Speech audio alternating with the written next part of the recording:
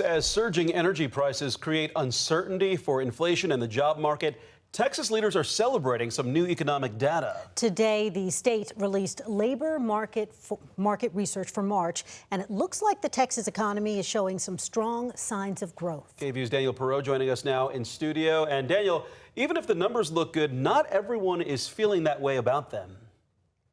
That's right. There's something of a disconnect here. On the one hand, you've got Texas leaders using a raft of superlatives to describe how strong the state's economy is. But economists say it's a different story when you ask the average Texan how they feel about it.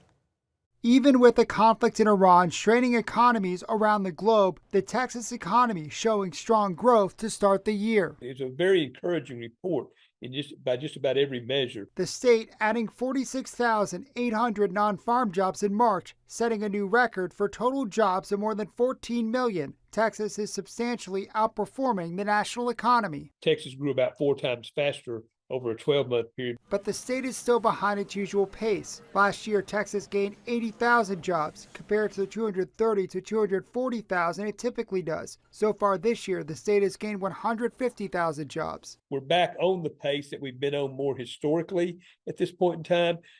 I don't know that we'll be able to sustain it at that level over the entire year. Central Texas economist Ray Perryman says the Texas economy is seeing broad-based growth across the board, but Texans don't feel that way. Wages haven't kept up as much as other things, so a lot of people are feeling the strain. In a Texas Politics Project poll released this week, 26% of those surveyed said their family's economic situation has improved since this time last year, while 39% said they're worse off. Slightly more voters surveyed expect the economy to be better next year. A lot of the growth right now is the investment in sort of the higher end industries that tends to benefit wealthier individuals, shareholders, that sort of thing, more than the vast majority of people. But Perryman says a lot of people judge the economy by inflation or gas prices, which rose 28 cents in Texas this week and nationwide are at the highest level since July 2022. Whether you buy gas today or not, you're going to drive by and see 20 or 30 signs that tell you what the price is, and it gets into your psyche. Texas has felt the turbulence from the national economy, driven by President Trump's tariffs, rising inflation, and workforce limitations. But so far, Perryman says the Texas economy has weathered the storm better than most. We have a very strong underlying economic base